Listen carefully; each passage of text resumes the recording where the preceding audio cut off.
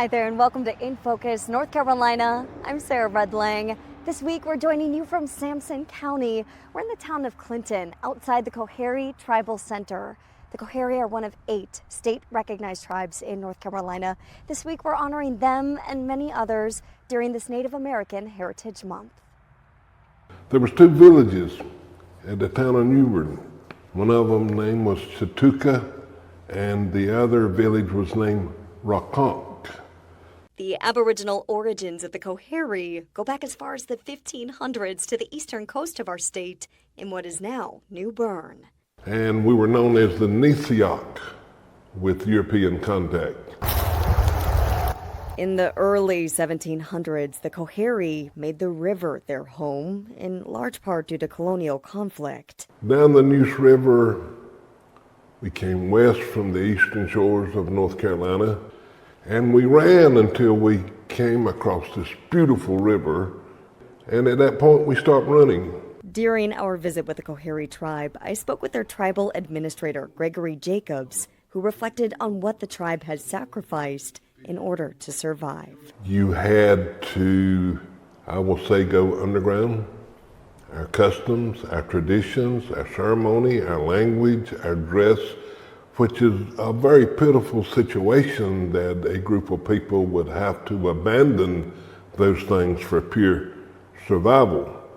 The story of the Coharie is painfully familiar to North Carolina's American Indian population. Most of the tribes we have in North Carolina today, their ancestors were pretty quickly surrounded by colonists, and they had to make the kind of adjustments that helped them survive. UNC professor Kathleen Duvall is the author of the Pulitzer Prize-winning book Native Nations. It covers 1,000 years of Native American history, beginning long before European colonization. The 1100s saw the rise of complex societies in what is now North Carolina and across parts of North America. But a changing climate caused these communities to fall by the 1400s, before the arrival of Europeans. And so the people who had lived in the cities, or whose ancestors had lived in the cities, they spread out along the rivers of what's now North Carolina, lived in smaller towns, maybe from 100 to a few thousand people. And that's basically the way native North Carolinians were living at the time that Europeans first began to come. With Europeans arriving in great numbers by the 1700s, the colonization of North Carolina came early. In the beginning, American Indians established trading relationships with the new settlers. Some of those lasted and worked very well. Others of those relationships came apart and turned to war and dispossession. In the early 1700s, the Tuscaroras were a powerful tribe living near our state's coast. But years of illegal colonization, broken treaties, trade abuses, and more caused the tribe to attack English settlers. But the Tuscarora War took a turn when South Carolina got involved. English settlers were teamed up with their native allies, some of whom were already enemies of the Tuscaroras. And the Tuscarora War ended up being devastating to the Tuscaroras. Many of them ended up moving north and joining the Iroquois or Haudenosaunee Confederacy. Others stayed here and became part of other native communities. What pride, what dignity! The history of the American Indian population in our state is one of fearless perseverance. During the American Revolution, the Cherokee Nation fought alongside the British, seeing the war as their chance to push back against English colonizers illegally moving onto their land. But Southern militias, including those from our state, South Carolina, Georgia, and Virginia, marched into Cherokee country and defeated the tribe, resulting in the Cherokees' loss of a large area of land that is now Tennessee. And that war is part of what leads to the later Indian removal and the Trail of Tears for much of the Cherokee Nation. But the ability to stay in the mountains of North Carolina, of the Eastern Band, that's still around today.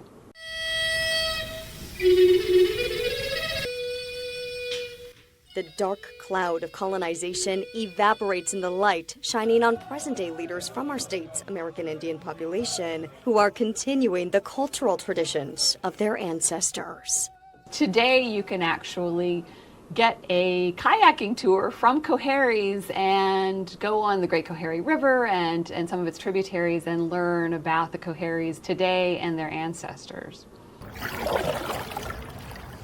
To be able to kayak on a river that bears my tribe's name is super powerful.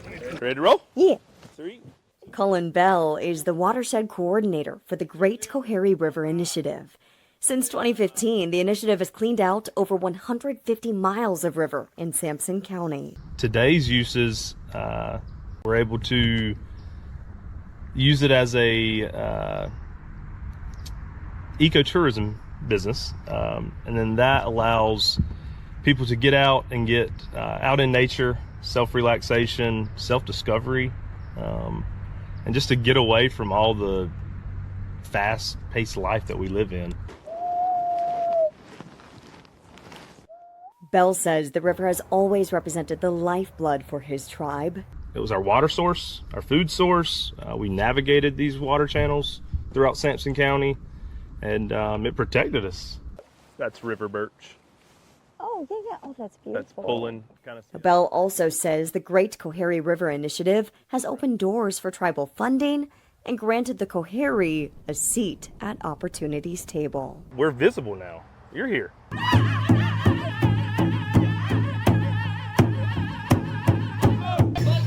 Still to come on In Focus. The decisions that were made many years ago really were aimed to kill the Indian to save the man. And here we are, still fighting, still pushing. The efforts of political leaders close to issues impacting Native Americans to increase visibility and support for indigenous populations. And when we return, making sweet potatoes sexy again. We're checking in with Triangle area Native Americans who are keeping their traditions alive and their community healthy with a little help from our state vegetable. That's next on In Focus.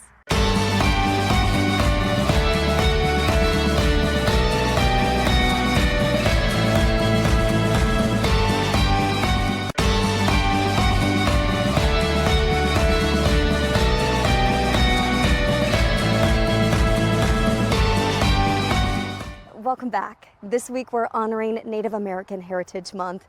We traveled out to Sampson County where the Big and Little Coharie rivers flow through the homeland of the Coharie people, a tribe that's lived here for about 280 years. I recently visited the Triangle Native American Society, a group dedicated to providing support to Native Americans in the Triangle area. When I first found Triangle Native American Society, I found it as a resource and a tool to help connect me and almost make me feel like I was at home in a sense.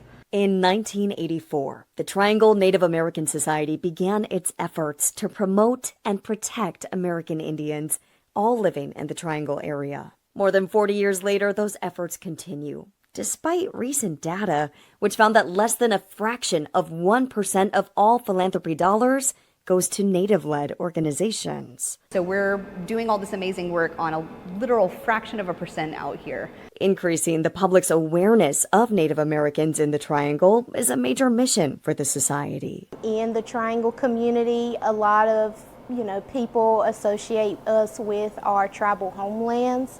And that we're supposed to be in a specific area, but what they don't know is that many Native people moved up to the Triangle for job opportunities and made communities here like Triangle Native American Society.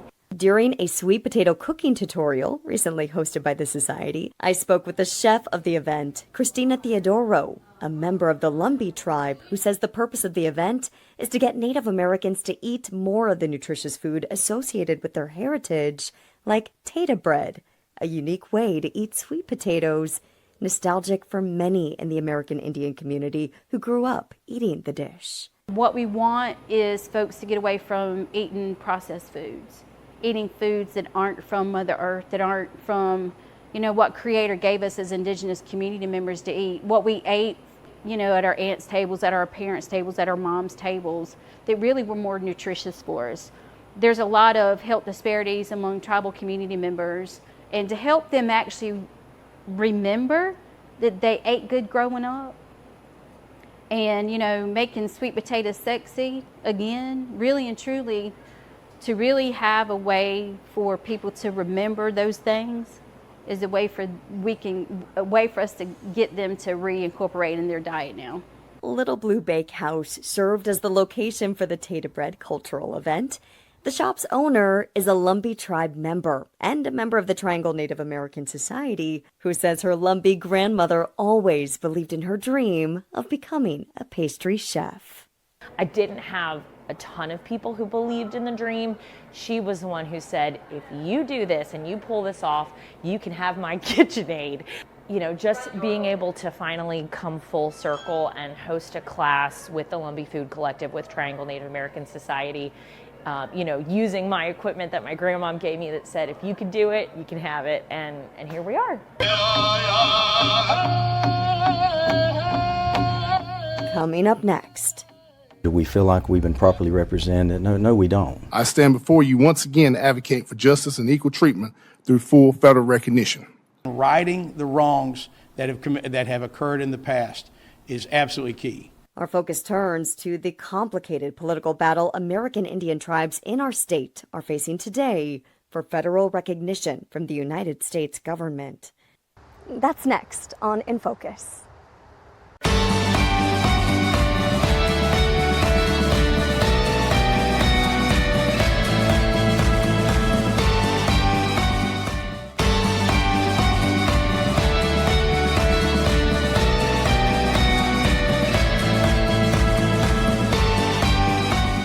We're here in Sampson County visiting the Coharie Indian tribe as we continue to celebrate Native American Heritage Month.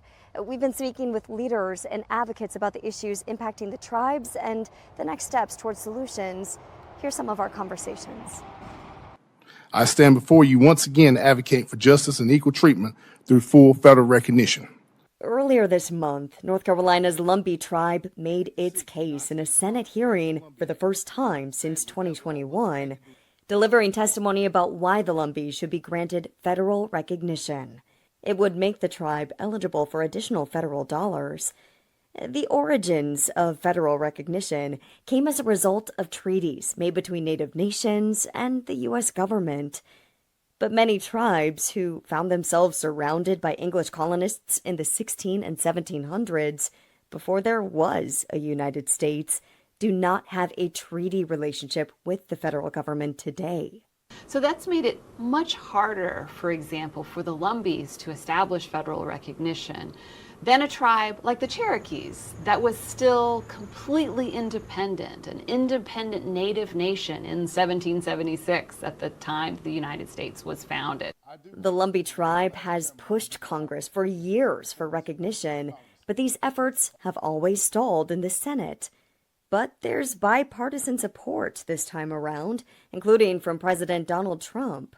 Senator Thom Tillis, who sponsored the Senate version of the bill that would grant the tribe federal recognition, testified before the Senate Indian Affairs Committee's hearing on the legislation and spoke alongside other lawmakers from our state in support of the Lumbee's request.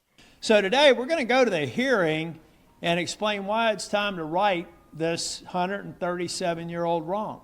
I also want to give a shout out to President Trump, who is one of his first executive orders sought the recognition of the Lumbee. The Lumbee tribe's lack of recognition has been a historic injustice, and I'm hopeful this group will finally receive the recognition it so profoundly deserves. In 1956, Congress, this place right here, it denied Lumbee benefits that every other federal recognized tribe receives. And I don't think that's right. And this is about fixing that. But some tribes, including the Eastern Band of Cherokee Indians, feel underrepresented by the push for Lumbee recognition and argue the Lumbee should go through the Department of Interior's Bureau of Indian Affairs instead of Congress. Again, do we feel like we've been properly represented? No, we don't. And, that's a big issue for us. It's just, we're citizens of North Carolina, just like anyone else. And, We're an economic engine in Western North Carolina that provides a lot of jobs to North Carolina citizens, and we deserve to be heard. We just don't feel that Congress has the tools to be able to look at the details of the merits and just the spirit of the request. It's beyond relevant that we have experts in the Office of Federal Acknowledgement that this is what they do on a daily basis. This community was a proud community that has stewarded these lands since time immemorial. They have been connected to the lands. They know how to live sustainably within those lands, how to take care of the waters and the animals and do so in balance. We have a lot to learn from them. Our In Focus cameras also caught up with Sally Jewell, who served as U.S. Secretary of the Interior from 2013 to 2017 during a recent speaking engagement at Elon University. Jewell said the federal government promised to be responsible for addressing the biggest issues impacting Native Americans still today after their native land was taken and indigenous populations became displaced. When they were put on reservations, that ability to sustain themselves and their cultures was taken away. In exchange, we said, we'll provide education, we'll provide health care, we'll provide economic opportunity. And what we were obligated to do were the things that remain to be the greatest needs. The former Interior Secretary says tribes deal with concerning levels of suicide, a lack of economic opportunity, and ineffective healthcare systems. The decisions that were made many years ago really were aimed to kill the Indian to save the man. And that meant putting people in boarding schools, trying to assimilate them into the white Christian culture that was leading the United States. And that did not work. And it broke families apart, and it created historical trauma over years. In our state, efforts continue to improve conditions for Native tribes. A new law that'll go into effect in December will give the Catawba Indian Nation their own police department and their own judicial system. State Senator Ted Alexander, who sponsored the legislation in the General Assembly, is proud of what this means for his Native constituents. It will help with I think creating a safe environment there at the casino, and also it will allow the Catawbas to have their their own justice system, which is what they have in other places too. Leaders connected to these issues impacting Indigenous communities are also reflecting this Native American Heritage Month on the resilience of the first North Carolinians. We can take the mindset that we have been colonized and assimilated, but we can actually take it a step further and say that we were invaded and our communities were taken over by military conquest. But if you think that way, you actually are creating hardships for yourself mentally and emotionally. And we would all walk around as Indigenous people thinking that we lived in occupied territory. What matters is that I know that I have ancestors that are buried in the ground of our community, and I have that connection and that tie, and nobody can take that away from me. And that our ancestors really and truly originated here, and that's something that I actually celebrate every day. A special thanks to all the Native American leaders who took time to share their stories and perspectives with us. And thank you for joining us here on In Focus. We'll be back same time, same place next week with another deep dive on a topic impacting North Carolinians. But until then, I'm Sarah Rudlang. Take care and have a great week.